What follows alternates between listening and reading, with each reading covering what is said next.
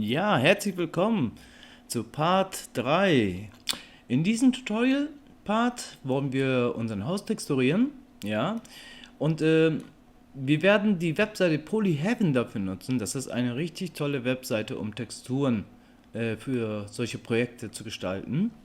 Und wenn wir uns die Webseite mal so, wie gesagt, das ist unsere Webseite von Polyheaven. Und das ist eine wirklich, ich kann die gut empfehlen. Hier sind wirklich auch, sagen wir, fertig erstellte Modelle, 3D-Modelle, die man nutzen kann. Oder HDEs für die Umgebung, ja, Environment Maps, ja. Und diese Texturen hier, in diesem Browsing, wenn man hier reingeht, so findet man hier jede Menge Texturen. Für, sagen wir, hier sind die in Kategorien gestaffelt, ja, Metalltexturen, ja, Holztexturen, Bodentexturen. Also es ist jede Menge was da, womit man was anfangen kann. So, für unsere Geschichte würde ich sagen, wir nutzen mal, wir gehen mal hier runter, Wood. So, da haben wir hier Holz. So, und jetzt haben wir hier verschiedene Arten von Holz. Und wenn man sich die mal so anguckt, hat man hier verschiedene Arten von Holz, sagen wir mal, Rillen, diese Bretter. Und ich würde sagen, dass wir für unsere Zwecke diese hier nehmen, weil da erkennt man schön diese Nägel, die man da drauf genagelt hat. Ja? So, wenn man zum Beispiel eine Kameranahaufnahme von unserem Haus machen würde, jeder für sich selber, ne? Dann sollte man vielleicht sowas hier nehmen. Also ich empfehle hier. Ihr klickt diese Textur drauf. So, da habt ihr oben rechts Download-Button. Hier ist der Blender schon, ne? Also ihr könnt das in verschiedenen Arten jetzt runterladen, aber ihr könnt es auch als ZIP direkt runterladen, ne? Das ist auch, wie du es haben möchtest, das ist dir überlassen. Aber ich lade meistens als Blend-Datei runter, ja, warum? Und weil, wenn ihr die jetzt als Blend-Datei runterladen würdet, dann könnt ihr die öffnen und dann könnt ihr sehen, wie die Textur abgelegt ist. Da hat sich Rob Title die Mühe gemacht, einfach mal die Textur als Kugel zu präsentieren, ja, und danach könnt ihr sehen, wie der Shade-Editor aufgebaut ist, ja. Okay, und das ist die Auflösung, 2K, ja, 1, 2, 4 sogar in 8K Auflösung, aber für unsere Zwecke reicht 2K, das belassen wir und klicken einfach hier auf Download. So, dann ist das hier runtergeladen, ja. Ich habe es schon runtergeladen, auch entpackt, und die Texturen würde ich sagen, ihr packt die separat in einen Ordner rein. Ja, in Texturordner. Okay. So. Okay, dann schauen wir uns das mal an. Als nächstes bauen wir unsere Arbeitsfläche vorbereiten. Ziehen das mal hier rüber ein bisschen. So. N, Fenster weg und machen hier mal Shade Editor auf. So. Okay, das ist unser Shade Editor. Als nächstes ziehen wir noch ein Fenster von unten. Ja. So. Und hier unser UV Editor. Alles klar. So, hier N, die Seitenleiste weg. Schauen uns das mal jetzt mal richtig an. Klicken unsere Hauswand. Ja. Gehen hoch, mittlere Maustaste und öffnen mal unser View Shading. So. Okay, jetzt gehen wir hier auf Materials, ja, Materials, New, nennen das einfach mal auf Englisch Wall, so, oder ja, Wood, Wall, so, okay, ziehen das mal ein bisschen wieder runter, den schieben wir hier, so, jetzt haben wir unseren ersten Editor, unseren Shade Editor, für unsere Hauswand. So, jetzt haben wir verschiedene Möglichkeiten, unsere Texturen hier raufzuladen. So, die eine ist einmal Shift A, Textur und dann Image Textur. Jetzt öffnet unser Node Image Textur, sagen Open, gehen auf Texturen, Holz, Texturen. Das ist die Texturen, die wir runtergeladen haben.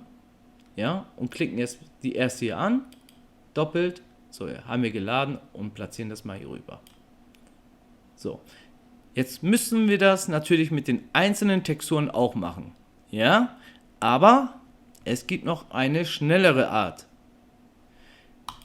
Wir löschen wieder diese Textur, ja, klicken unser Principal BSDF Node an, ja, den klicken wir an und nutzen dafür Steuerung Shift T.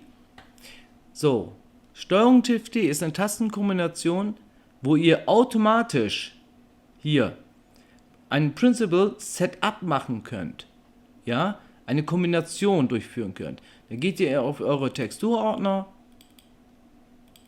So, diese 4. Das ist einmal Diffuse, Farbtextur, Displacement Textur, Normal Map und Rawness. Jetzt selektieren wir alle Texturen und klicken hier auf Principal Texture Setup. Voila! So, jetzt haben wir unseren kompletten Editor schon ausgefüllt und schön in Rahmen schon gestellt. Ne? So, jetzt passt nur nicht unsere Textur auf diese Hauswand. Daran müssen wir noch arbeiten. Ja?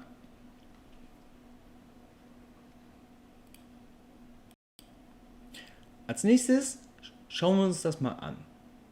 Okay, hier läuft die Textur längs, hier läuft die ein bisschen hochkant, von oben nach unten. Das passt ja alles nicht.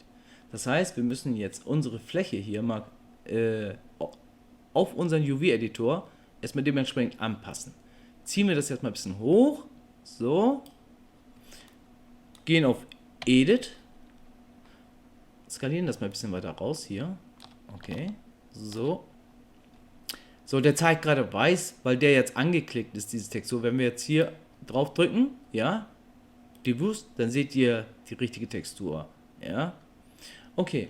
Wenn wir uns das jetzt mal anschauen, haben wir verschiedene Möglichkeiten, jetzt unsere Map hier zu erstellen. Wir selektieren mal mit A alles, sagen U für Unwrap und dann gehen hier auf Cube Projection. Cube.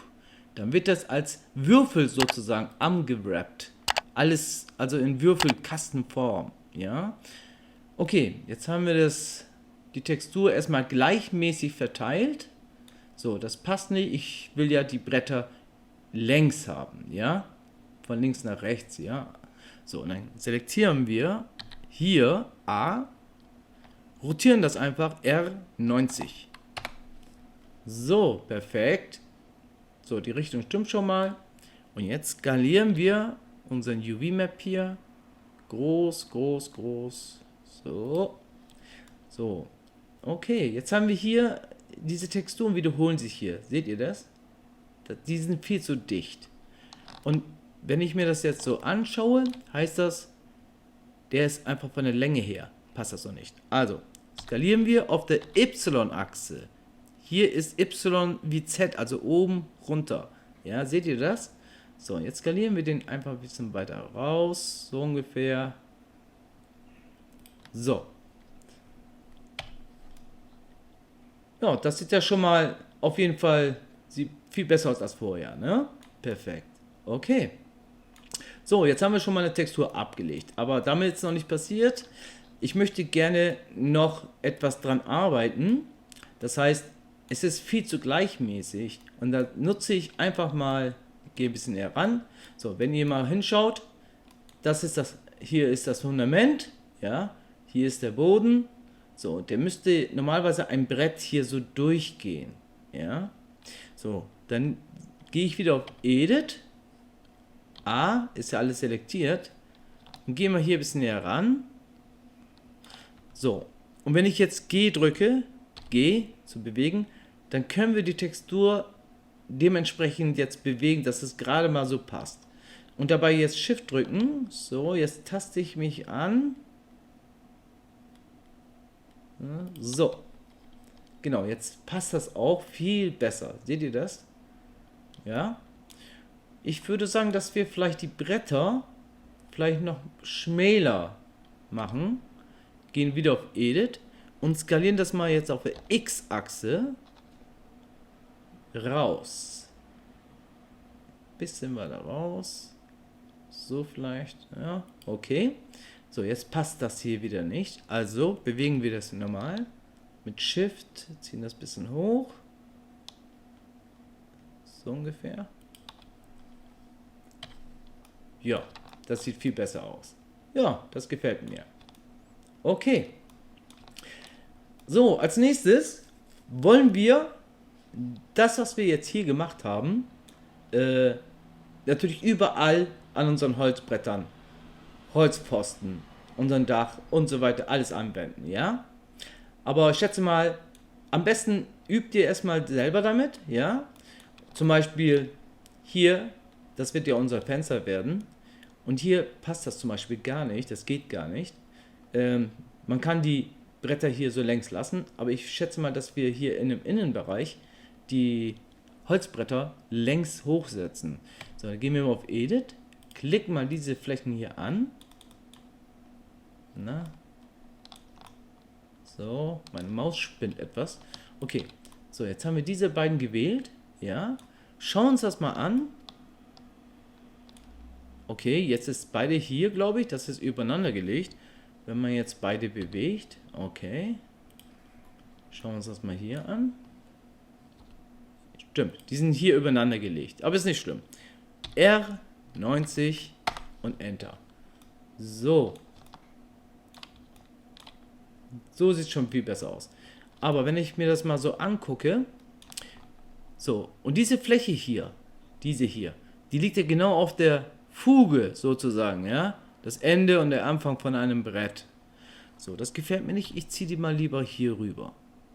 So, und vielleicht ein bisschen skalieren, vielleicht in der X-Richtung ein bisschen, so, okay, jetzt haben wir hier so eine Stelle, helle Stelle, das ist hier, ziehen wir den ein bisschen auf der Y-Achse hoch, so etwa, perfekt, so sieht es doch viel besser aus, finde ich. Ja, genau. So, und dasselbe machen wir jetzt überall, auch an den Türen und so weiter und so fort. Ja, ich mache Pause und das könnt ihr dann auch zusammen machen. Alles klar? So, okay, jetzt habe ich die Tür, die Fenster, alles soweit schon mal in der Richtung der Textur entlang gemacht. Das ist fertig. Als nächstes wollen wir natürlich unsere ganzen Holzelemente noch texturieren. In derselben Textur natürlich, ja. So, und dann gehen wir einfach wie gewohnt, wie beim Haus an, klicken uns einfach mal hier durch, ja. Das war ja ein komplettes Element hier. Gehen auf Edit, A, alles selektieren. Wir dürfen nicht vergessen, das hier, ja, dieses Geländer und die Treppe hier mit dem Pfosten, das ist ja noch ein Mirror, ja. Wir haben ja hier noch ein Modifier drin, ein Mirror Modifier. Was wir hier jetzt machen, wird automatisch spiegelverkehrt auch hier platziert. Ja, also alles selektieren mit A. Ja. Cube Projection. So, nichts gekommen. Wo ist die Textur? Ja klar, wir gehen erstmal hier auf Materials, gehen hier drauf und wählen unser Material Wood Wall. Klicken uns das an. Perfekt. So, als nächstes genauso wie beim Haus. Wir gehen uns hier mal ran, schauen uns da an, wie die Textur hier gelegt ist. Ihr seht schon, hier ist die Textur schon falsch. Dann gehen wir hier auf diese Edge-Kante hier mit Alt-Taste gedrückt. So, dann wählt ihr sozusagen die Flächen zu. Ja, auf diese Kante mit Alt-Taste drücken. Okay, dann schauen wir uns das mal an. Auf unser UV-Map hier. Selektieren erstmal alles hier wieder, rotieren auf 90 Grad. So, und skalieren das mal ein bisschen hoch. Genau, so sieht es schon viel besser aus. Okay, und dasselbe machen wir dann überall. Ja, hier, ne? So, und dann geht es einfach weiter.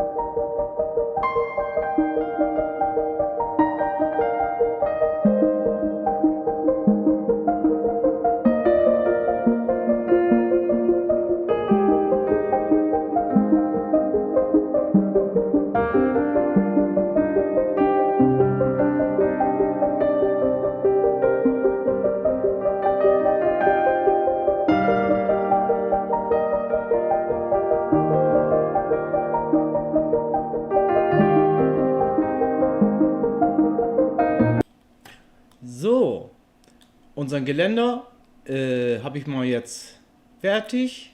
Ne? UV-Map angepasst.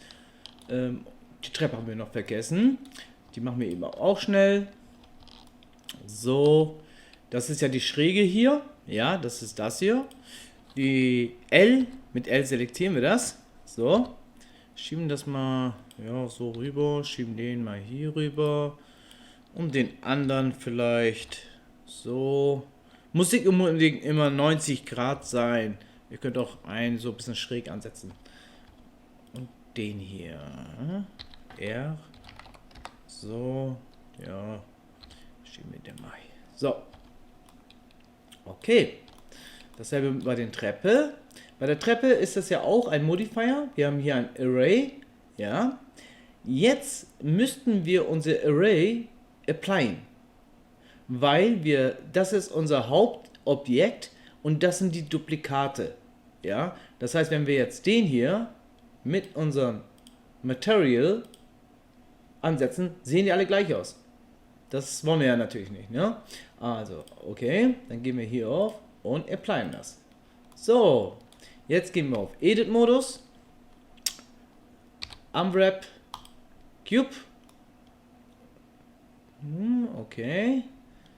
So, jetzt sieht das so aus. Okay, jetzt müssen wir natürlich die vorderen Kanten hier dementsprechend versetzen.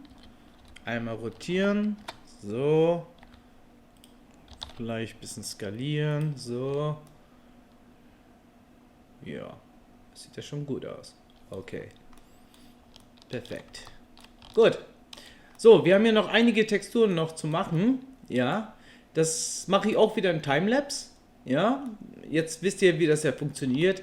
Platziert einfach die Texturen so längs, wie euch das gefällt. Mal hier die hellen Stellen nehmen, mal diese Bruchstellen nehmen oder mittendrin vielleicht noch eine Fuge. Ja, macht das so, wie euch das gefällt. Ja, okay, ich mache das jetzt komplett fertig in Timelapse und dann sehen wir uns gleich wieder.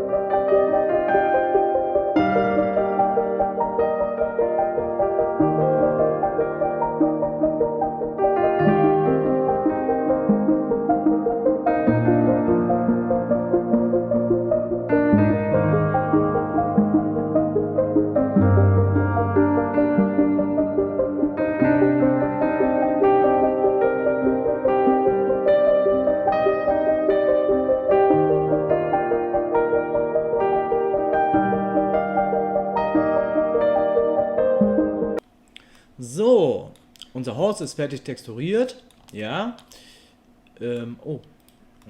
Hier ist noch was. Ja, den ziehen wir noch ein bisschen hier rüber. Drehen das mal ein bisschen. Okay. Alles klar. Okay, jetzt haben wir unser Haus fertig texturiert mit unserem Holzmaterial. Nun ist es aber so, wenn wir das jetzt auf Cycles mal öffnen, einmal Cycles, sieht das schon hübsch aus, aber es sieht mir zu sauber aus. So, das heißt, wir haben ein Landhaus im Wildnis gebaut Und da sind bestimmt einige Hölzer dreckig, verdreckt, Moos und so weiter und so fort. Und das müssen wir natürlich hier auch reinbringen. Also wir werden mal die Textur ein bisschen verändern. Ja? Okay, dann bereiten wir uns mal vor. Gehen einmal wieder auf hier, auf Shading, Viewport Shading. So. Okay, jetzt gehen wir mal hier, wählen unsere Hauswand mal aus. Ziehen mal den Shade Editor größer.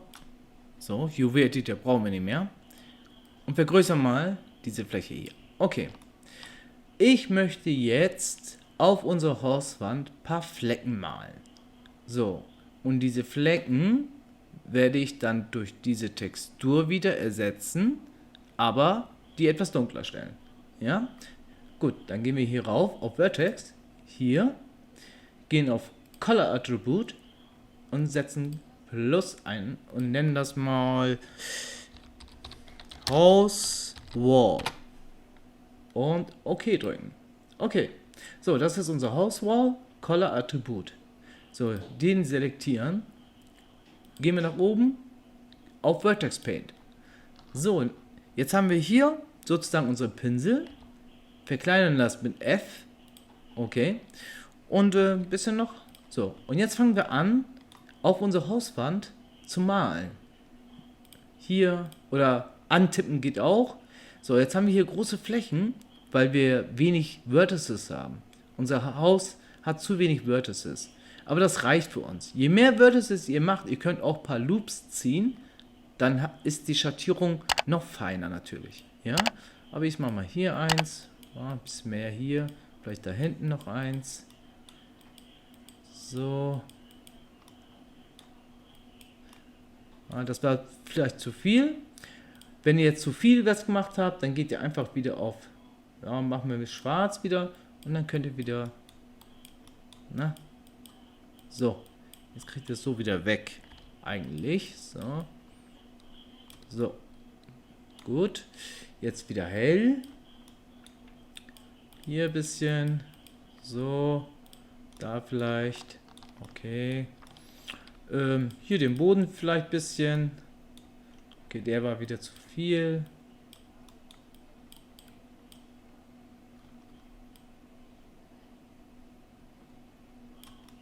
So, ein paar einzelne Flecken, okay. Okay, dann haben wir unsere Hauswand. So, jetzt haben wir eine Textur erstellt, also ein paar Flecken bemalt, ja, in unser Color Attribut. So, und der heißt House Wall. So, jetzt gehen wir wieder auf Object Mode. Ja. Jetzt, das ist unsere Haupttextur. Die ziehen wir etwas hier zur Seite. Okay. Selektieren das ganze Textur-Setup. Shift D, duplizieren das und ziehen das mal hier runter. Perfekt. Okay.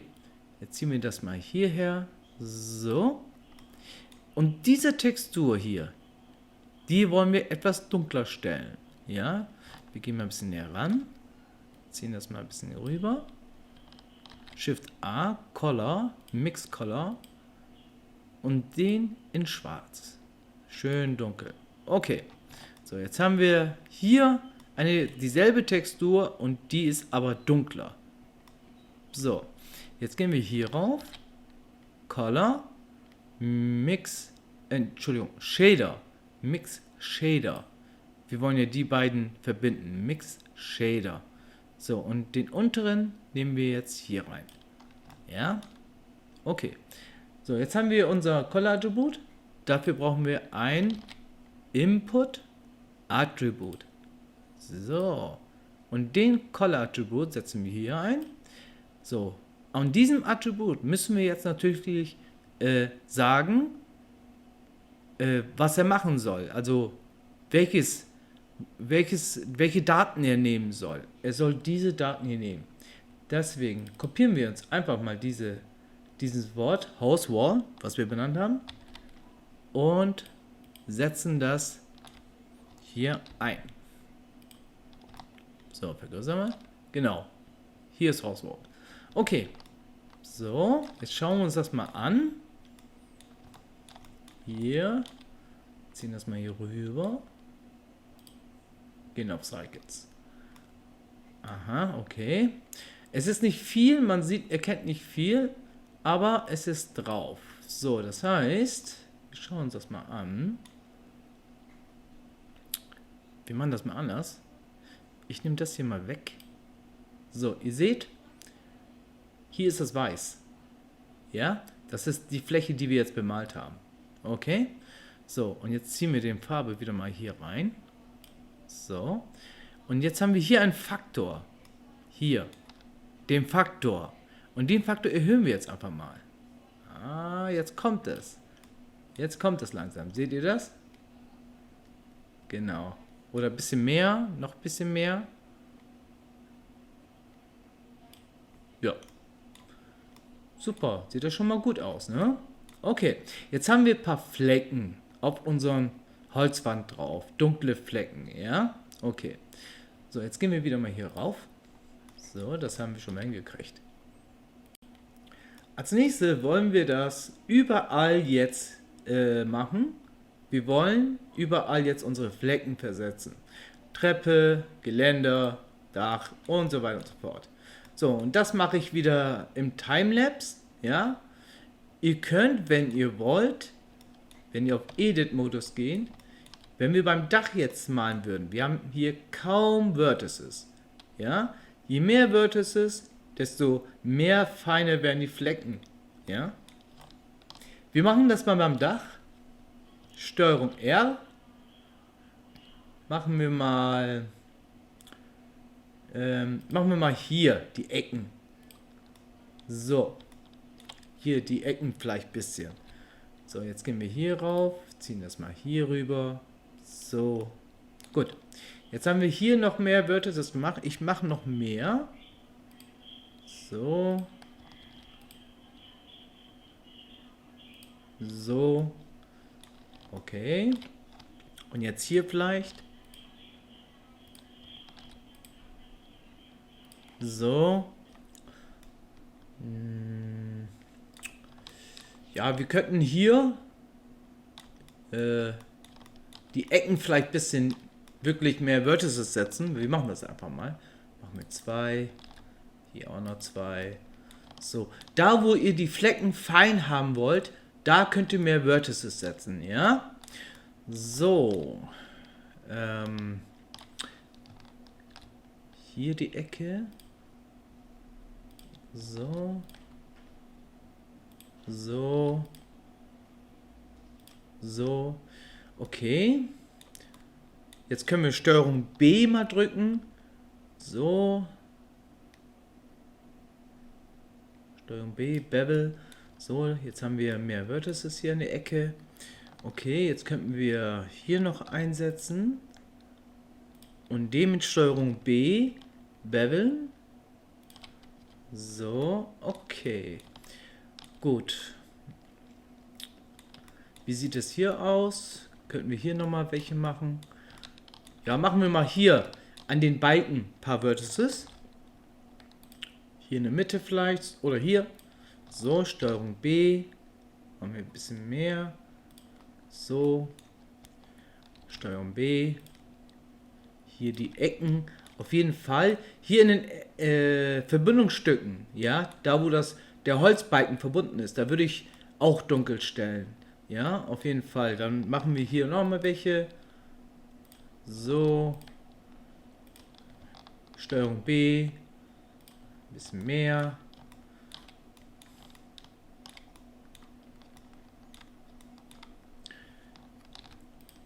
Hier. Steuerung B. Machen wir nur so. Steuerung B. So. Und so weiter.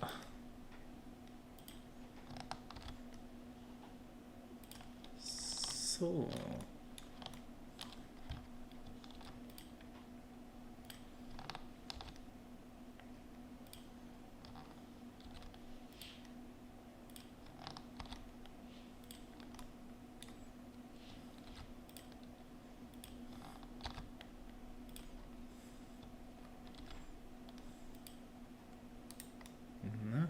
Ups.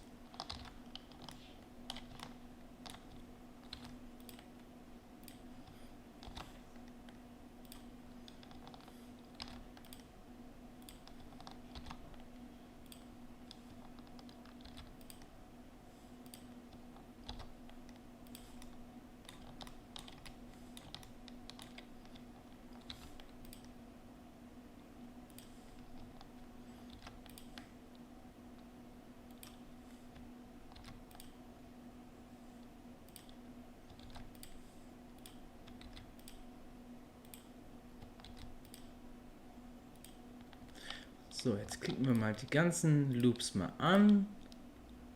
So, so, Steuerung B. Und jetzt, ne? So. Ja, das würde, ich glaube, das reicht. Genau. Ja, vielleicht hier am oberen Balken noch eins. So. So. Genau. Hier nach oben. So, Verbindungsstück nochmal. Hier. Und hier in der Mitte. So, genau hier in der Mitte. Na, machen wir ein bisschen mehr. So, okay. Alles klar, das reicht für mich. Dann fangen wir gleich mal hiermit an. So, wenn ihr die Hauswand anklickt, da habt ihr hier im Color-Attribut diese Textur, die wir schon bemalt haben. Housewall. So, und jetzt müssen wir natürlich für jeden dieser Objekte dasselbe jetzt erstellen. So, jetzt gehen wir Color-Attribut. Auch hier.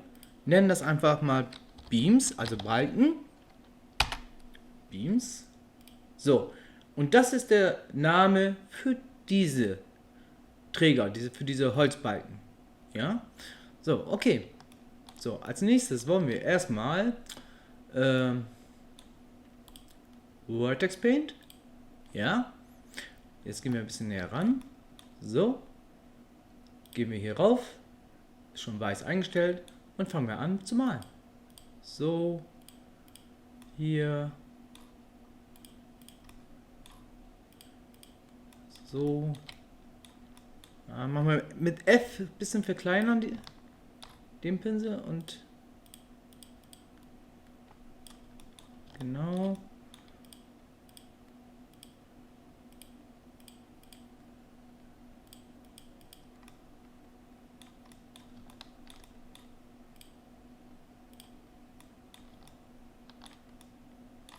Ein bisschen mehr.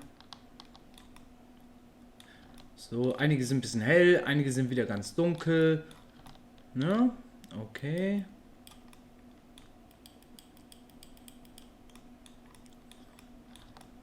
Unterschiedlich eben.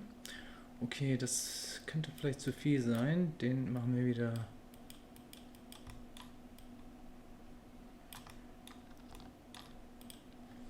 Na.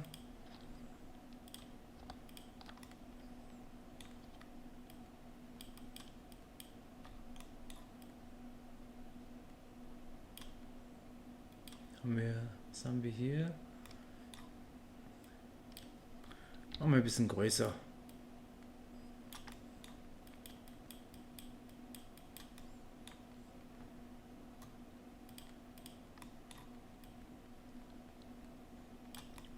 So ungefähr. Okay. Gut, das sieht ja schon mal gut aus.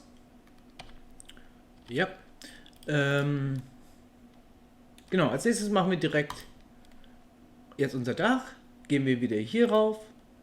Color Attribut. Und den nehmen wir Roof. Okay. Und wieder Vertex Paint. Und fangen einfach hier wieder an. Ja, warum macht er das nicht? Achso. Auf weiß. So. Ups, das war ein bisschen zu viel.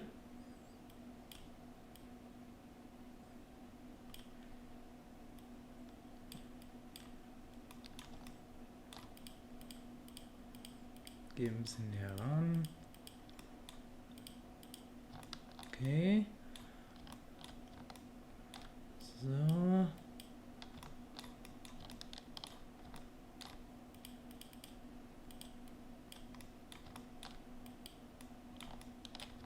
So, ein bisschen vielleicht mehr.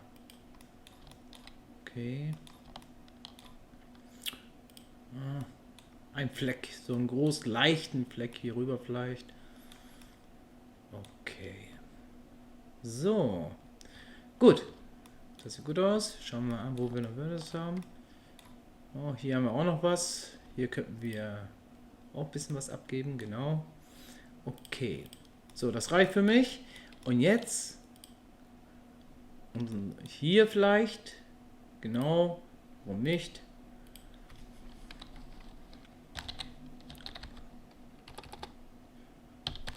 Können wir auch Beams nennen. So. Ihr könnt ruhig dieselben Namen nehmen, weil jedes hat sein eigenes, ist individuell, ja? Weil hier ist eine Textur drauf, auf unsere Balken heißt es auch Beams. Das ist überhaupt kein Problem. Also Balken, ich schreibe das Englisch extra für im englischsprachigen Raum, für unseren User. Und hier könnt ihr auch Beams nennen. Es ist ausschließlich nur wichtig wegen der Bemalung, ja? Gut, dann gehen wir hier rauf. White Paint. Schauen wir nochmal. Machen wir weiß. Gehen hier ran und ja, können wir so lassen.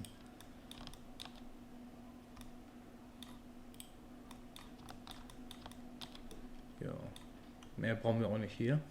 Okay. So, und dasselbe jetzt am Geländer.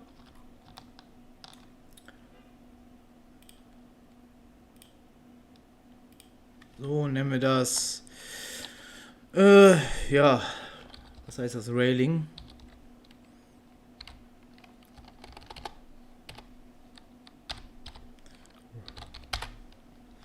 So.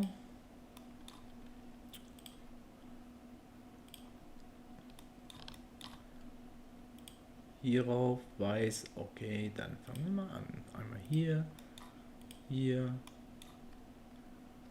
So, ein bisschen verkleinern. So. Hier. Hier. Genau. Und vielleicht diese Fläche komplett nehmen.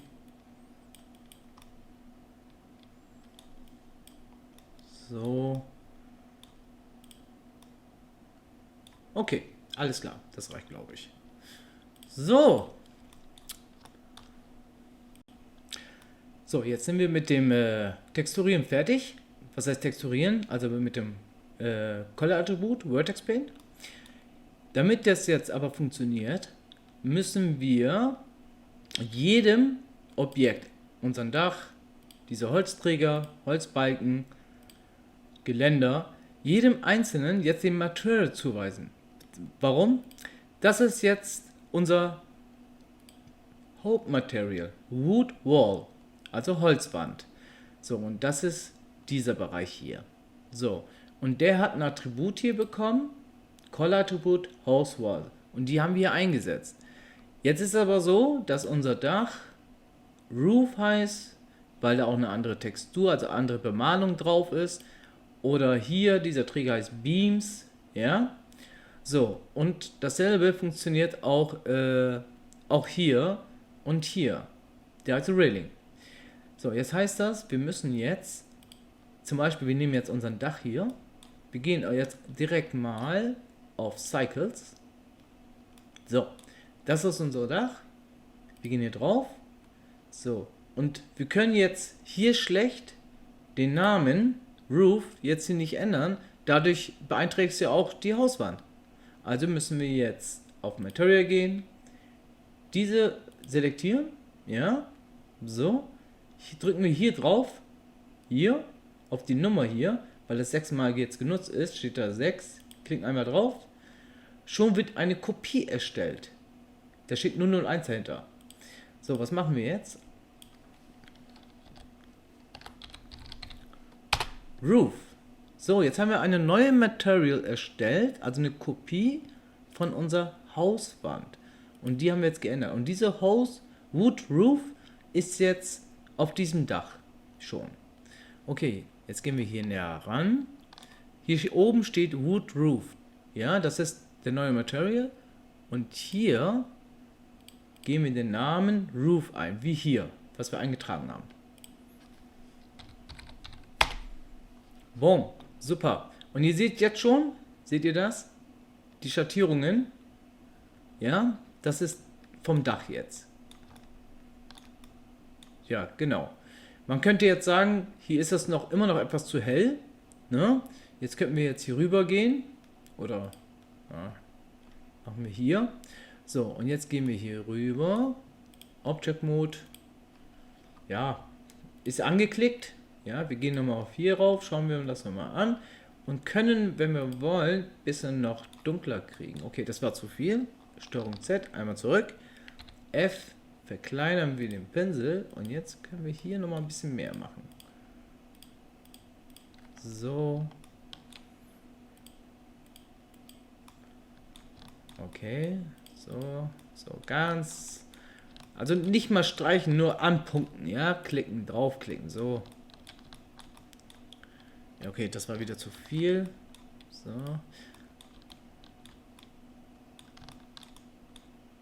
Hier. So, das sieht gut aus. Okay, machen wir hinten noch rein.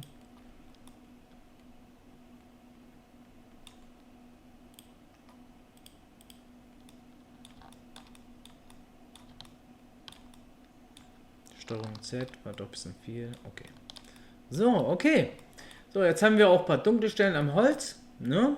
Gut. Jetzt gehen wir hier rauf. Und dasselbe machen wir jetzt auch mit unserem Geländer. Wir gehen hier drauf. Was heißt das hier? Railing. Und jetzt gehen wir auf Materials. Der ist auch noch auf Wood Wall. Ja, dieser Material ist noch hier drauf. Genauso wie beim Dach machen wir das jetzt auch beim Geländer. Wir drücken auf die Zahl hier, machen eine Kopie und ändern das auf Railing. So, jetzt hat dieser Geländer auch einen neuen Material mit derselben Textur. Und da gehen wir jetzt hier rauf. Was steht hier? Kopieren wir uns dieses Wort und tippen das hier ein.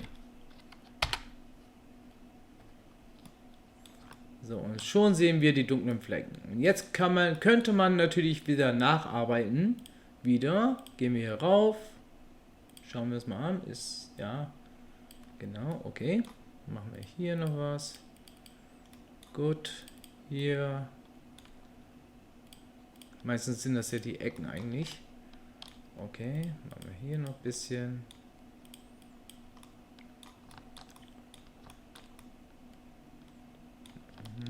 Gut. Okay.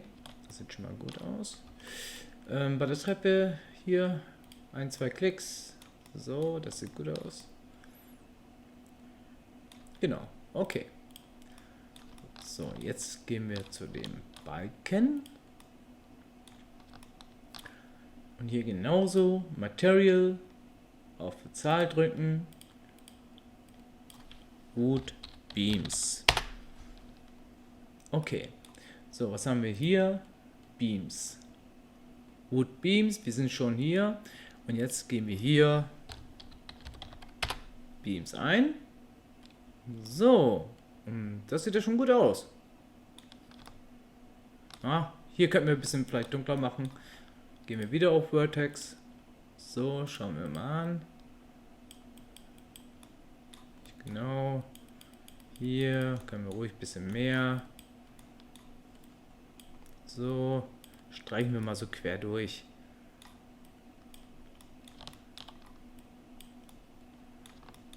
Genau. Okay. Hier vielleicht? Okay, hier habe ich jetzt keine Loops gesetzt. Hier am großen Balken. Seht ihr das? Deswegen kriege ich hier ganz wenig was rein. So, aber hier haben wir Loops gesetzt. Deswegen kriegen wir auch diese Schwärzung richtig fein hin. Ne? So, egal, machen wir trotzdem. Jo, perfekt. Okay. Das reicht. So, jetzt gehen wir hier rauf. So. Okay. Das ist jetzt hier da genau dasselbe. Wir gehen auf Materials. drücken auf die Zahl. Auch Balken. Ja, nennen wir das Beams 1 oder Beams Roof. So. Beams Roof. Gut. So, und das ist auch, das haben wir auch benannt auf Beams. Genau. Das tippen wir auch hier ein.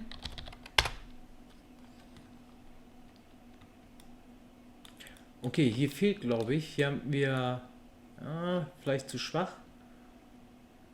Oder ist da gar nichts drauf? Aha, okay. Gut, gehen wir nochmal auf Vertex Paint. So, dann malen wir mal ein bisschen. Nicht zu viel. Okay. Vielleicht ein bisschen mehr hier. Ja. Ich sehe gerade, der Innenbereich ist meistens ja auch ein bisschen dunkel. Ich klicke nochmal unser Dach hier an und gehe mal auf Vertex Paint und mache mal ein bisschen hier dunkler. Und hier. Ja, genau. Okay. So, das sieht ja eigentlich schon gut aus. Das gefällt mir. Okay. Ich sehe gerade diese Textur hier. Ja.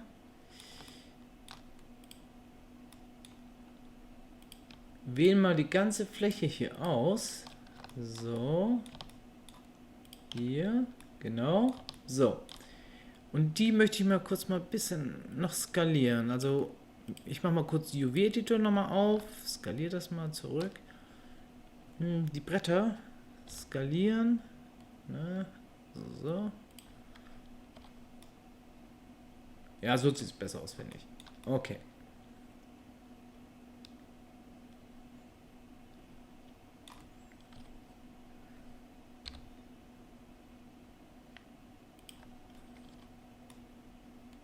Ja, perfekt. So. Okay, dann ziehen wir das mal wieder runter. Schauen wir uns das mal an. Okay. Und gehen auf Cycles. Ja, das sieht ja richtig toll aus.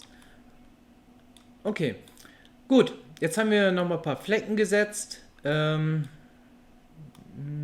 Okay, hier ist es schön abgesetzt. Hier auch, aber ne, das können wir so nehmen. Als nächstes wollen wir die Innenschattierung noch vertiefen. Ja, Entschuldigung. Wir wollen noch eine Innenschattierung setzen. Mit dem Ambient Occlusion. So, das wollen wir jetzt mal machen. Wir gehen mal einmal kurz auf Viewport Shading. Gehen wir hier näher ran. So, okay. So, ziehen wir das hier rüber. Ziehen wir das so rüber.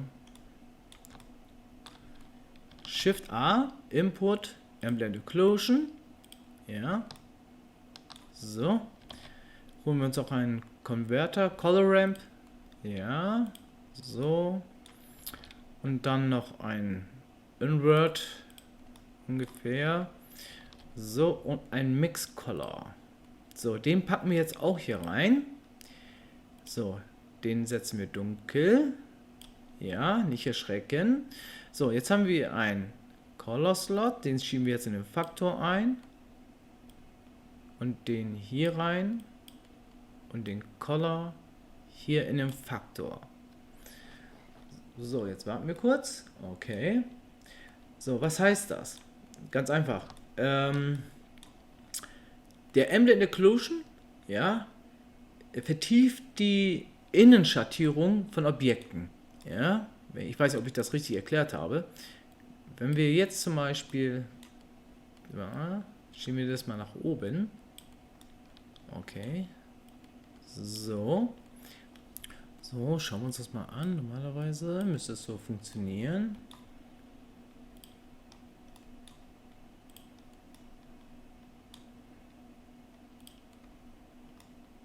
Okay. Na. Ah, jetzt sehen wir es. Da. So, jetzt seht ihr das. Achso, ich hatte den Invert noch drin. Wie setzen wir das mal so?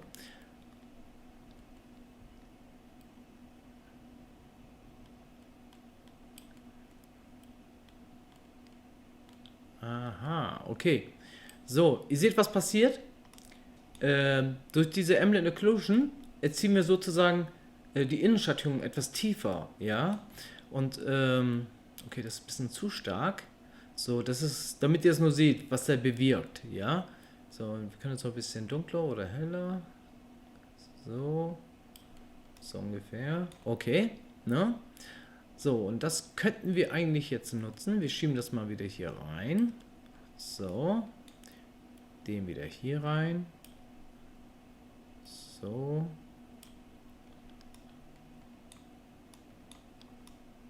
Okay, das ist wirklich definitiv zu viel. Machen wir mal so. So, falsche Richtung. Okay.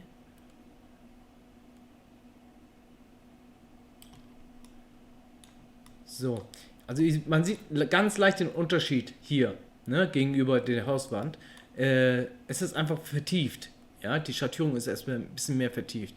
Ja, und das könnt ihr hier separat einstellen. Ja, ihr merkt das auch hell runter. Ne? Das kann man. So, ich gehe mal näher ran. So. Da. Ganz leichte Vertiefung hier. Man kann es auch hier besser erkennen, wenn man das hier noch ein bisschen regelt, ne, beim Faktor vom Invert. Ne, so. Aber so kriegen wir nochmal so eine Art Innenschattierung in den Holz mehr rein. So, ich hoffe, dass ich das richtig erklärt habe. Gut, okay. Ja, jetzt machen wir es mal so. Wir kopieren das mal. So. Und den auch. So. Steuerung C, kopieren. Jetzt gehen wir mal auf unsere Hauswand. Steuerung V. So. Und setzen das mal hier mit rein. So. Und so. Ne?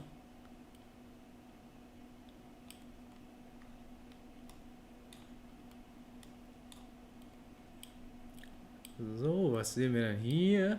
Da ist es genau verkehrt rum gesetzt. Ach so, Entschuldigung. Ah, falscher Slot.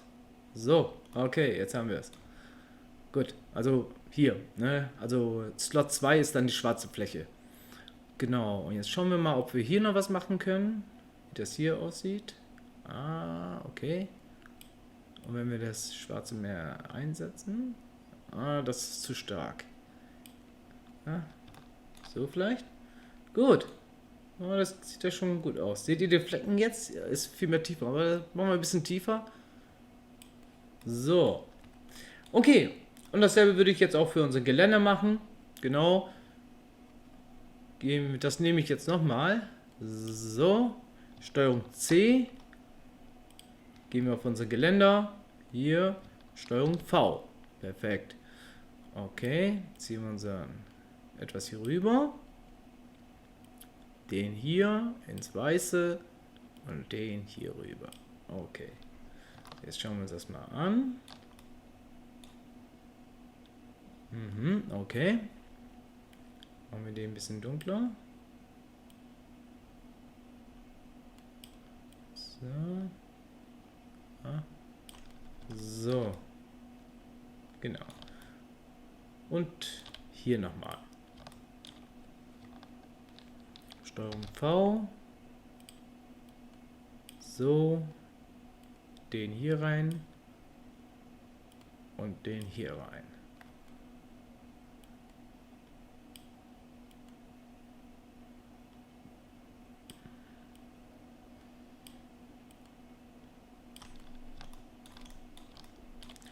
Ja, perfekt. So. Das sieht ja eigentlich schon sehr gut aus. Okay. Ziehen das mal ein bisschen hier rüber. Okay, das haben wir vergessen. Da muss es ja auch hinein. Moment. So, Steuerung V. Einmal rüber. Den da. Und einmal hier rüber. Oh, da ist das zu stark, finde ich. Okay.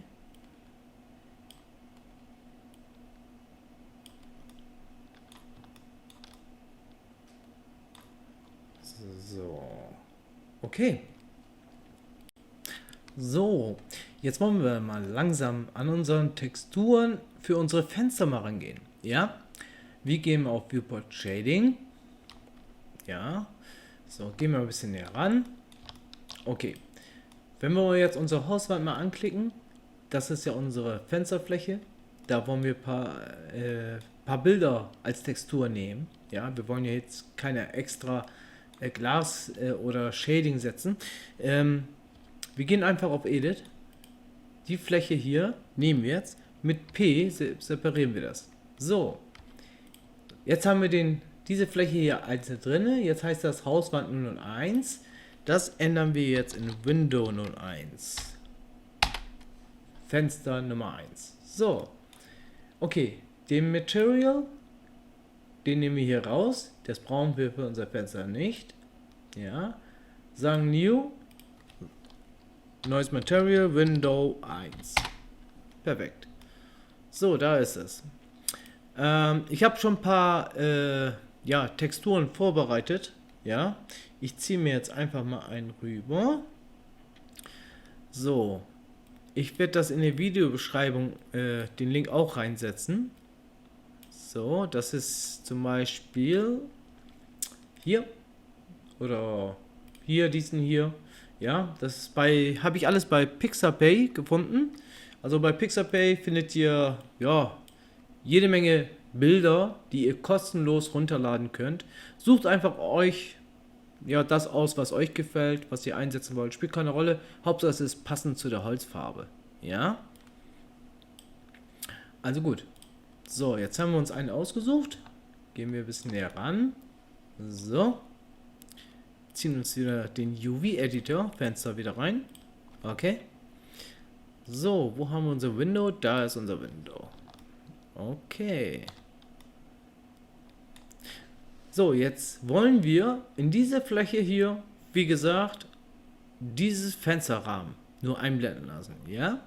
Wir gehen auf Edit, wählen uns die Fläche aus. Jetzt seht ihr, wo die Fläche gelandet ist. Bevor wir was machen, einmal Unwrap. Ganz oben. So, da sehen wir, aha, da ist die Pflanze. Also ist das gedreht. Das heißt, wir müssen das auch drehen auf 90 Grad. So. Und jetzt heißt es bisschen Fingerspitzengefühl. So ungefähr. Skalieren wir das weiter rein. So. Gehen ein bisschen näher ran. Ja, so leicht antasten. SY, bisschen auf der Y-Achse vergrößern. Mit Shift-Taste gedrückt könnt ihr das bisschen antasten. So. Bisschen näher ran. Okay. So, das sieht ja schon mal gut aus. Wir könnten die unteren beiden hier, diese Flächen, die beiden, bisschen weiter runterziehen, damit wir mehr Fläche haben. Wie sieht das oben aus? Doch, ist auch in Ordnung. Das können wir so lassen. Gut. Okay, jetzt will ich aber nur das Fenster bearbeiten. So. Ich drücke einmal auf Backslash. So. So, mit diesem auf dem Numpad war das, ja. Und mit Backslash könnt ihr auch wieder zurückgehen. Ja. Hier. So, wir isolieren sozusagen das Objekt von einem anderen. So, da können wir besser damit arbeiten. Okay, jetzt haben wir hier unsere Textur von unserem Fenster. Es sieht ziemlich flach aus und das muss natürlich auch bearbeitet werden. Und nach dieser Glasscheibe leichte Reflexion geben. So, wir arbeiten im Prinzip genauso wie die Hauswand. Wir werden jeden dieser Elemente, die Materials, wieder individuell eingeben, ja? Also zuweisen. Wir fangen einfach mal an, gehen auf Edit, auf unser Objekt, ziehen jetzt einfach die Loops, wir ziehen jetzt ein paar Loops und ziehen die mal hier an den Kanten. So, genau, hier, da wo die Sprossen, Fenstersprossen sind, genau. Gut, jetzt ziehen wir noch eins, ziehen wir hier noch eins, hier noch eins und so weiter. einfach diesen ganzen Holzrahmen umzu. Jedes einzelne Stück. So, hier runter. So. Ja, jetzt schauen wir es mal an. Jetzt können wir mal die Sprossen nehmen. So. Den in der Mitte setzen. So leicht in der Mitte. So. Gehen wir ein bisschen heran. Und mit Steuerung B auseinanderziehen. Ja, genau. Steuerung B. So. Ja, perfekt, ne? Sieht gut aus. Okay. Face Select. Jetzt haben wir diese Flächen. Das sind ja die Glasflächen. So, jetzt selektieren wir erstmal alle. So. Ne? E. Extrudieren das rein. Ah, zu viel. Ah, so. Okay. Perfekt, sieht doch gut aus. Ah, vielleicht ein bisschen weiter raus. Na. Ah, das reicht. Ist gut. Okay, jetzt haben wir zumindest mal den Rahmen schon mal herausgenommen. Jetzt sind die Ränder natürlich mit der Glasfläche verbunden. So, das wollen wir natürlich ein bisschen verändern. Wir gehen einfach mal näher ran. So. Schauen mal, wo diese Fläche hier ist, die wir angeklickt haben. Das müsste ja eigentlich hier sein. Da sehen wir das. Ganz dünn. Das Einzige, was wir jetzt machen können, einfach mal unwrappen. Ja, jetzt haben wir einen neuen Wrap gemacht. Nur durch diese Fläche und die ist ziemlich groß geworden. Ist ja klar. Okay, jetzt ziehen wir die jetzt einfach mal rüber und skalieren den einfach mal. So, schieben wir das mal ein bisschen rüber. So, und jetzt haben wir diesen Holzfläche von dieser Fläche einfach hierhin platziert. Und das machen wir jetzt komplett einmal umzu. Ja? Okay.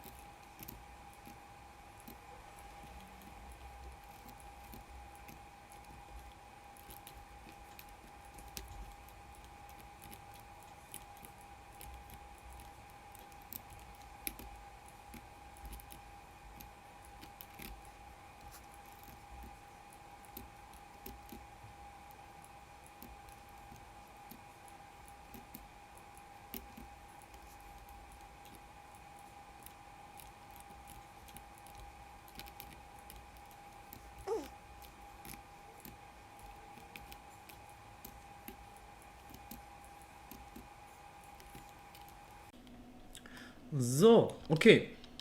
Das haben wir jetzt auch fertig.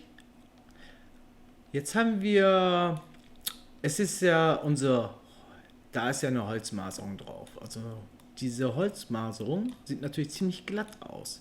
Das müssen wir jetzt ein bisschen ändern. Das können wir bei diesen Bildtexturen am besten machen, wenn wir hier ein Vektor Bump setzen. Hier. So. Und danach den Color hier reinsetzen und hier rüber. So. So, ihr seht hier, der sozusagen von den Farben her erstellte ein Bump Map. So, das ist aber nicht die richtige natürlich, ja, durch die Maserung. Aber dadurch ermöglichen wir eine gewisse Struktur reinzubringen. So, aber das ist natürlich viel zu hoch. Wir gehen mal hier rauf, machen wir mal 0,2. So ganz wenig. Okay. So, vielleicht 0,3.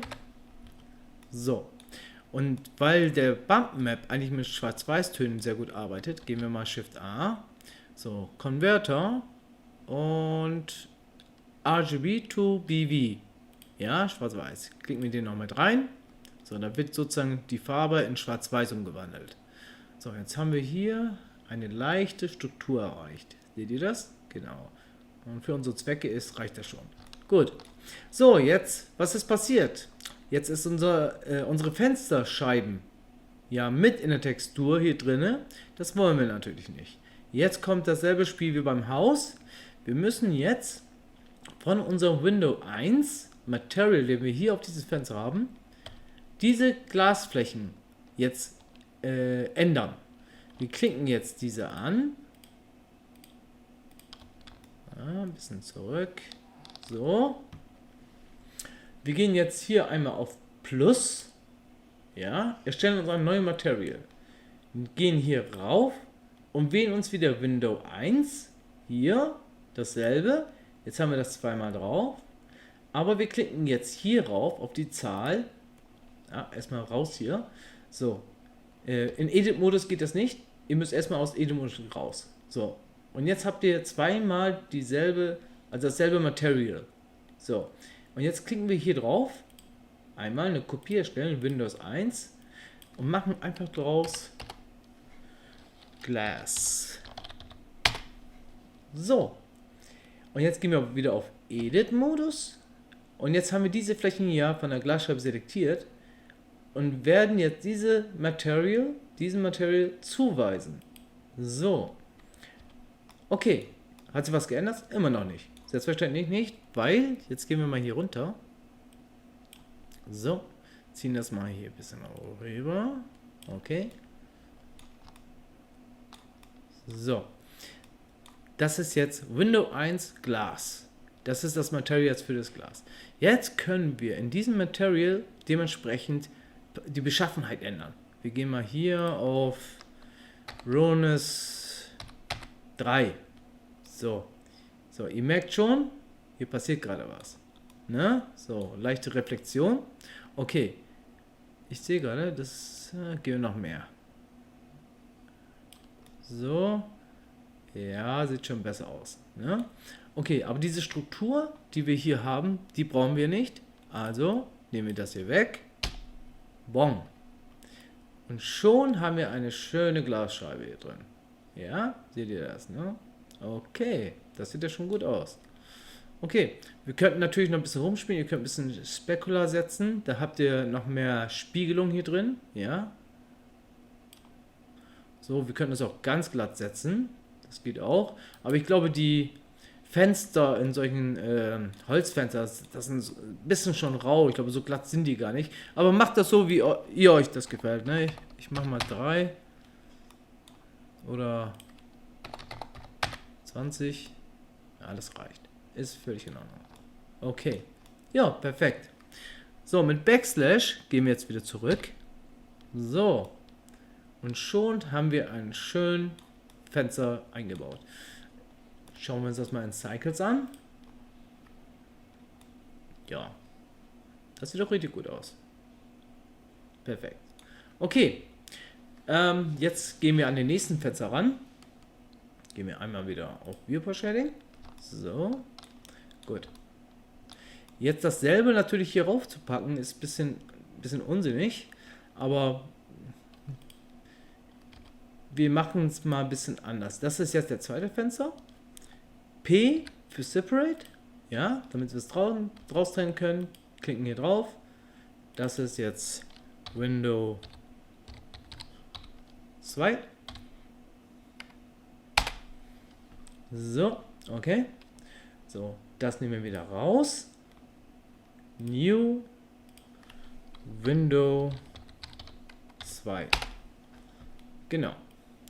Und dafür, ja, habe ich wieder eine ganz andere Textur vorbereitet. Dann nehmen wir diese hier. So. Okay, ich zeige das dann mal. Hier. Diese Textur nehme ich dann. Dieses Fenster. Ja. Okay. Wie gesagt, ich werde die Links in die Videobeschreibung setzen. Könnt ihr runterladen. Ich würde aber lieber immer sagen, jeder sollte das einfach mit seiner eigenen Textur, eigenen Fenster machen. Ja, dann ist das dein Werk. Okay, so, okay. Dann gehen wir mal hier rüber, platzieren das mal rein hier. So, okay. So, Backslash. Jetzt haben wir das hier. Ziehen das UV-Editor wieder hoch.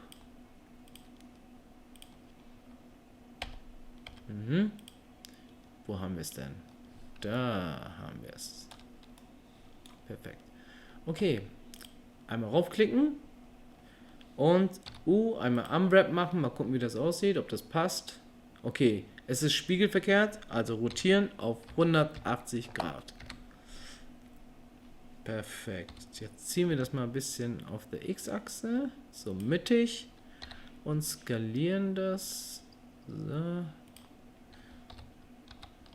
Y ein bisschen runter. So.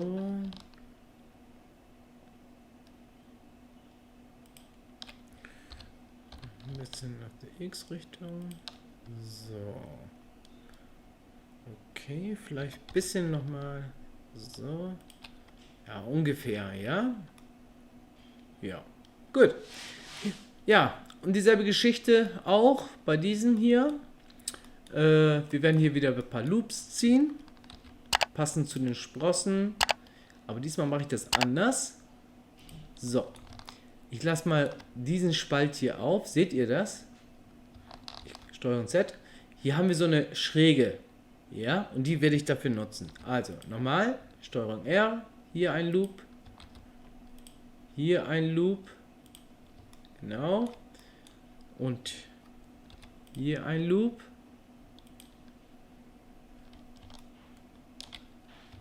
Steuerung R. Hier ein Loop.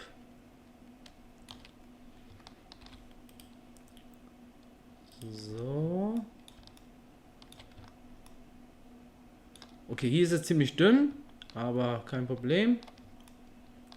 Wir machen das mal erstmal die äußeren. Machen wir erstmal die äußeren. So.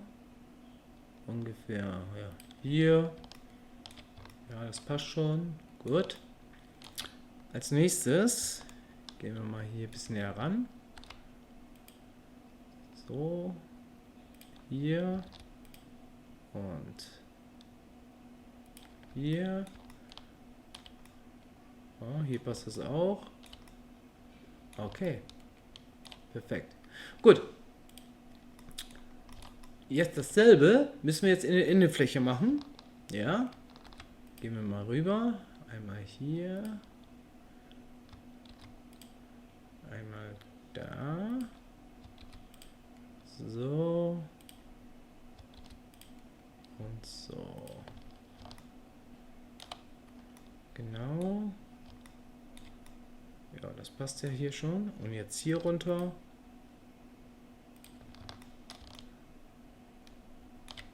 Hier auch. Steuerung R. Hier noch ein Loop.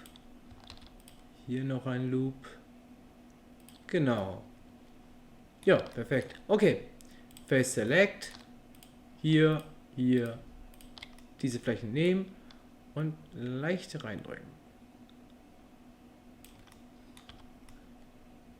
So ungefähr. Ja, sieht doch gut aus, ne? Perfekt. Okay.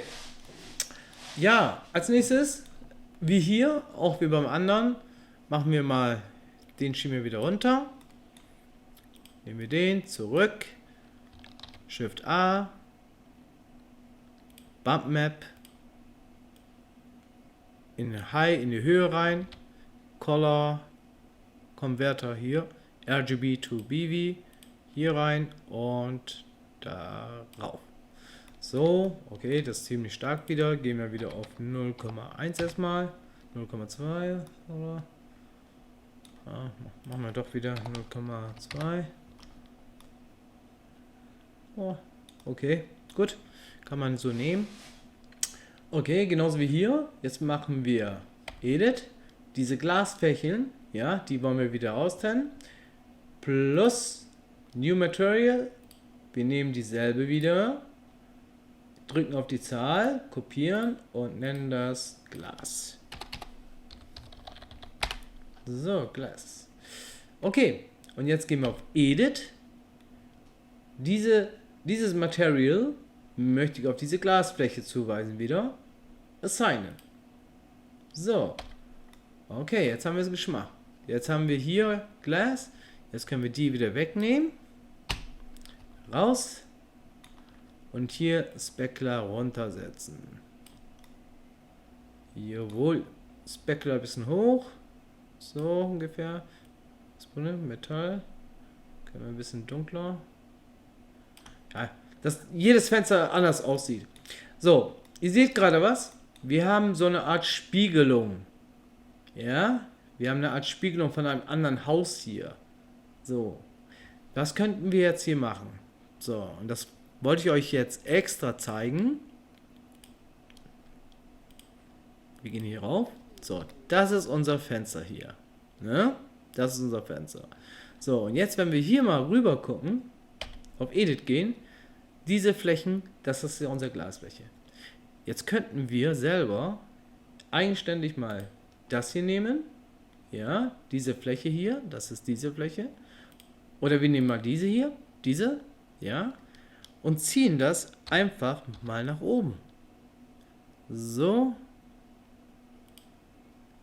Nehmen wir diese beiden Punkte hier und ziehen das mal nach oben. So. Genau. Und genauso wie hier, da, können wir diese Flächen nach oben ziehen. So. Und weil das jetzt gleich aussieht, können wir hier zum Beispiel einfach nur A, alles selektieren, S, X, minus 1. So, jetzt das spiegelverkehrt. Ja? So, jetzt ist hier ein Schrank davor. Ja, kein Problem. Auch wie hier. Nehmen wir das hier und ziehen das einfach mal hier rüber. So.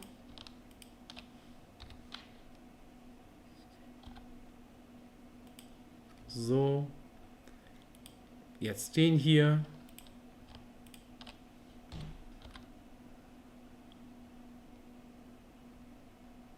So.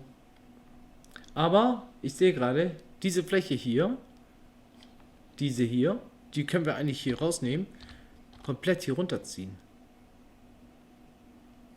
Moment, stopp. Diese Fläche hier. So.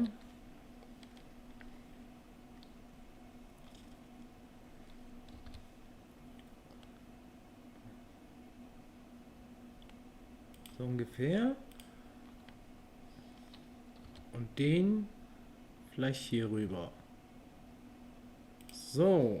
Bisschen skalieren vielleicht. So.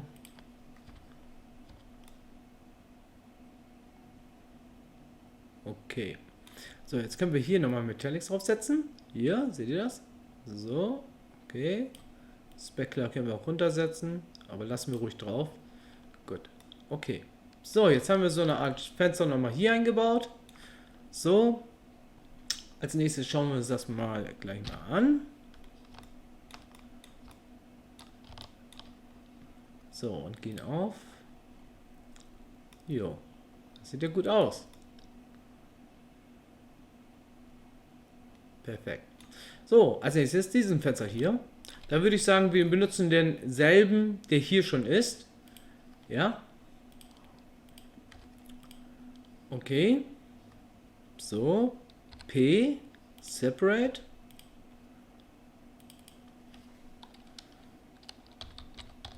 Window 3. Und dazu werden wir jetzt einfach den Material vom Windows 1 nehmen. So, wenn wir jetzt nochmal auf Viewport Shading gehen. So. Gehen wir auf die Textur von dem ersten Fenster. Das ist ja hier. Edit. A, alles selektieren und Unwrap. So, schauen wir uns das mal an.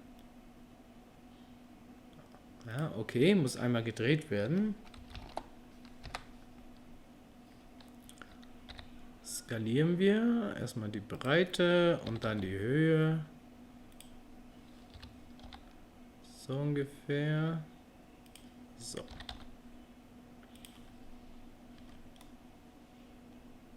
Ah, scheint ziemlich breit zu sein.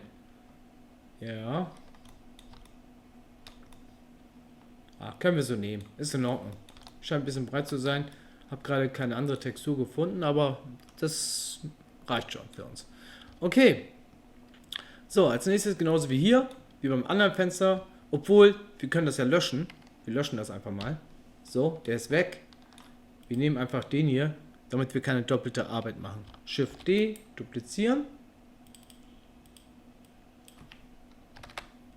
3. So, und dann schieben wir das einfach hier rüber.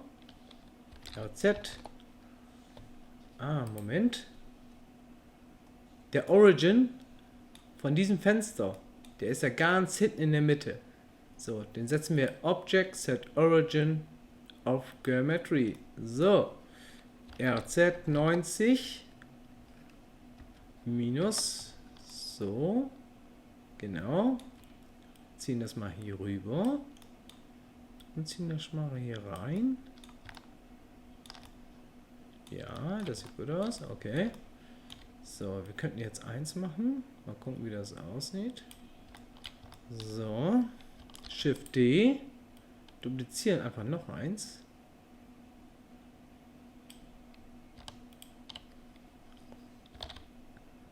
Skalieren das mal so ein bisschen breiter. So. Jo, so geht's auch. Notlösung. Okay, so. Letztendlich geht es einfach nur darum, damit ihr wisst, wie es funktioniert, wie es ja besser macht. Ihr könnt ruhig selber platzieren, aber hier geht es lediglich darum, damit ihr wisst, wie es einfach am einfachsten geht, Fenster zu erstellen. Ja. Ja, genau. Lassen wir einfach so. Ist gut. Ist gut. Ihr habt das bestimmt irgendwie besser hingekriegt. Okay. Gut. Jetzt ziehen wir das mal zurück.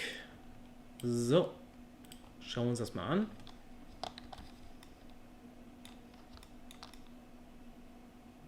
Perfekt. Okay.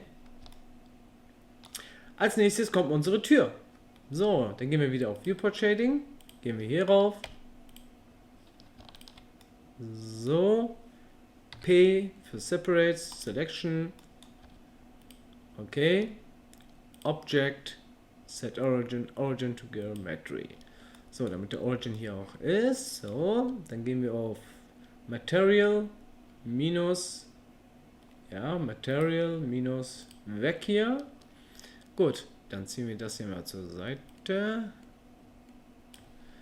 So, hier ein bisschen ranzoomen. Okay. New. Mood. Door. So. Okay, dafür habe ich auch wieder eine Textur platziert. So, Moment, wo haben wir sie denn? Da. So. Diese Textur, so eine schöne Holztür, ne, die nehme ich jetzt dafür und platziere mal hier rein. Okay, jetzt muss es wieder zurecht platziert werden. Gut, dann gehen wir mal hier rüber. So. Ziehen das mal hier hoch.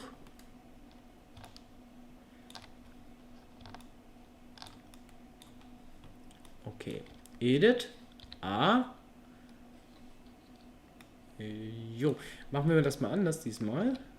So, gehen wir auf orthopädische Ansicht, also auf 3, müsste es jetzt bei euch auch sein. Unwrap from View, also Unwrappen von der Sichtseite, wie ich das jetzt gerade drauf schaue. Ja, so, jetzt haben wir es, jetzt skalieren wir das. Gehen wir ein bisschen näher ran hier. Bisschen hier rüber. Etwas. Skalieren. So. SY. So.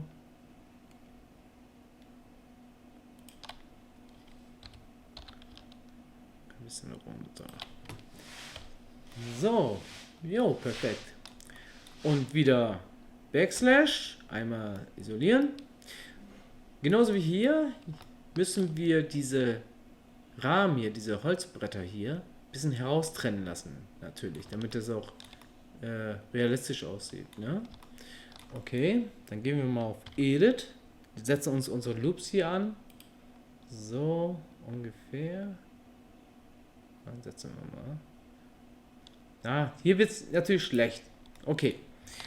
So, weil wir hier keine geraden Bretter haben, müssen wir mit dem Cut-Knife-Werkzeug arbeiten. So, einmal auf 3. So. Gehen wir ein bisschen mal zur Seite, damit wir mehr sehen können. Okay. So. In Edit-Modus haben wir ein Schneidwerkzeug, eine Schere, ja, mit K. Knife, also Knife, Messer. So, Messer. Einmal Messer, dann seht ihr den Symbol. Ja? Jetzt können wir, wenn ihr mal näher rangeht, dann snappt er sich gleich. Diese Edges hier. So, jetzt haben wir hier, klicken wir drauf. So, ziehen das mal einmal hier so durch. So an den Kanten entlang. Genau, so ungefähr. Na, so. Oh, ich sehe gerade, ich habe hier noch einen Loop, den habe ich voll vergessen. Einmal rechte Maustaste oder Escape. So, einmal ja, abbrechen. Wir haben hier in der Mitte noch einen Loop. Ja, der muss erstmal weg. Hier. Das ist noch von der Hauswand, weil es ja noch ein komplettes Objekt war. So, einmal entfernen, Dissolve Edges. So, jetzt ist es auch weg. Einmal A drücken, alles selektieren und mal gucken, ob wir noch einen Vertex haben. Nein, sieht gut aus. Okay, gut. Jetzt können wir arbeiten. Also, nochmal. K. So.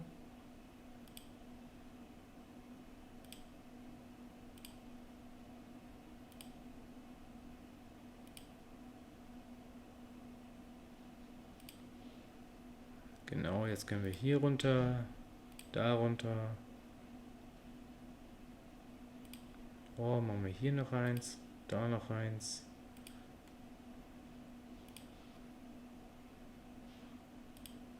So, wenn wir beim letzten angekommen sind, einmal Enter. Okay, das sieht ja gut aus. Okay, ich glaube, hier ist gerade ein Fehler passiert. Ja, weil ich hier einen Doppelpunkt, also ich habe hier nochmal aufgehört. Ist überhaupt nicht schlimm. Wir gehen nochmal auf K. Wir können immer noch ein paar Loops ziehen. Setzen wir das noch hier ein und Enter. So. Gut. Okay, jetzt schauen wir uns das mal an. Jetzt haben wir ja diesen kleinen Holzbrett hier. Wahrscheinlich zum Schließen der Tür. Da gehen wir nochmal hier rauf. Nehmen wir den auch noch. So. So. Und Enter. So, perfekt. Jetzt gehen wir auf Face Select, klicken alles an. Diese Flächen hier, ja, das sieht gut aus. Und diese Fläche. Ja, perfekt. Und mit E extrudieren wir es jetzt raus. So, erstmal nur den Brett. Ja, ein bisschen mehr. So, ups. Nochmal. So. Perfekt.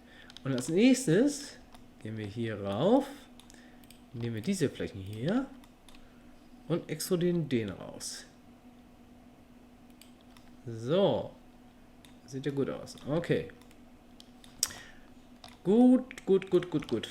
So, und jetzt ziehen wir uns mal diese Flächen. Okay, ich weiß nicht, ob wir die Tür so genau sehen werden, aber lassen wir das. Ist gut, ist gut. So.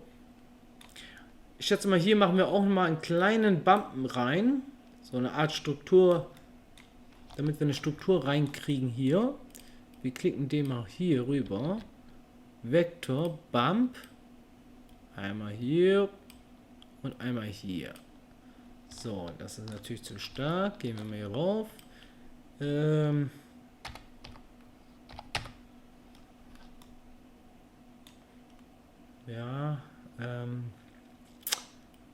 Specular.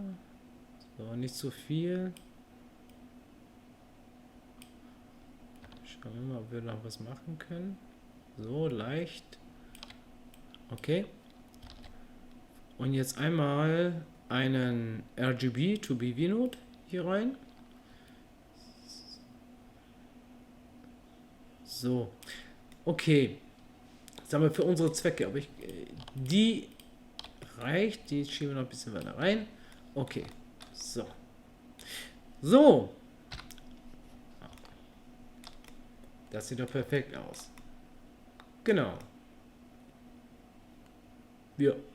Okay, schauen wir uns nochmal ein Cycles nochmal an. Alt A, alles D selektieren. So.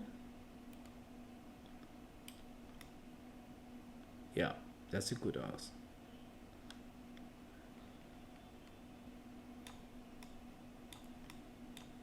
Ja, perfekt. Ja, Leute, wir haben unser Haus fertig texturiert. Jetzt haben wir uns ein paar Fenster draufgesetzt. Ja. Man kann noch viel mehr machen. Ja. Wir haben zum Beispiel vergessen, die Treppenstufen vielleicht ein bisschen mehr Form zu geben. Aber ich glaube, das machen wir noch. Das könnten wir noch vielleicht machen. Wir gehen auch mal auf Base View. Dann schauen wir uns mal die Stufen hier mal an. Okay. So, wir machen das mal so. Wir gehen auf Edit-Modus. So, und jetzt haben wir hier 6 Stufen. Jetzt nehme ich den ersten, drücke L, ja. So. Und rotiere den nochmal. Zweimal R also. Und bewege den immer ganz wenig. So, jetzt den nächsten. L. Zweimal R. Bisschen hier. Und jetzt den nächsten.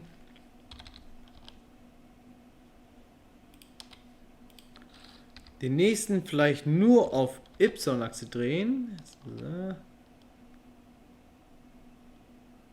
So. Den nächsten RR.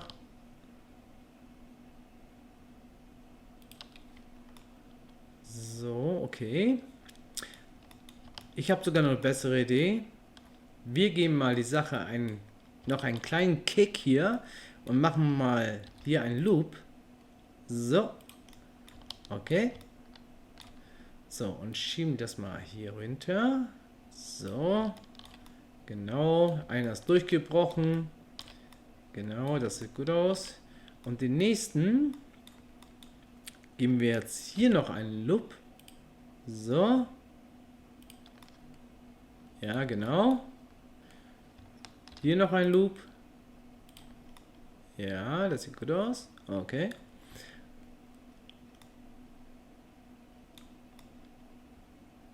Ja, das könnte man so nehmen. Genau. Okay. Und jetzt, wenn wir das jetzt gemacht haben, diesen Strich hier, also diese Edges, diesen Edge, wir gehen mal auf Wireframe. So. Diesen Edge hier wollen wir jetzt mal raustrennen mit V. So. Was ist jetzt passiert? Mit V haben wir die Verbundstelle sozusagen, wir haben die getrennt. Wir gehen mal hier auf Face Select und ziehen das mal raus. Seht ihr das? Mit V. So, okay, jetzt gehen wir mal auf hier, nehmen wir diese Fläche hier, drücken F. Okay, das wollte ich nicht. Drücken hier diese Fläche hier und drücken nochmal F. So, jetzt sind die beiden geschlossen. Wir gehen mal hier wieder durch. So, jetzt haben wir hier eine durchgebrochene Treppe. Ja, das sieht auch nicht schlecht aus. Das ziehen wir jetzt mal hoch oder so. So.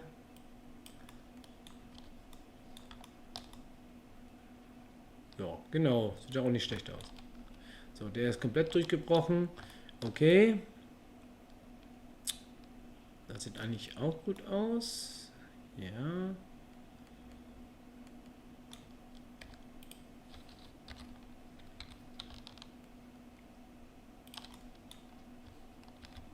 Machen wir 2 hier. Ziehen das mal ein bisschen runter. So. Ja, so gefällt mir das. Okay. Ja, Leute. Das war erstmal Texturen. Das war ein ziemlich langer Part, ich weiß. Ich sage ja, man kann den Part noch vergrößern, verlängern, aber ich glaube nicht, dass jeder Part so lang sein sollte, weil irgendwann kriegt man ja Kopfschmerzen. Aber ist gut, okay. So, ich denke mal, ihr seid damit zufrieden, ja. Man hätte ruhig was Besseres machen können. Das Fenster sticht mir gerade noch im Auge. Aber mal schauen. Ne? Ich bedanke mich fürs Anschauen und dann geht's weiter mit unseren Tutorial-Serie. So, ciao, ciao.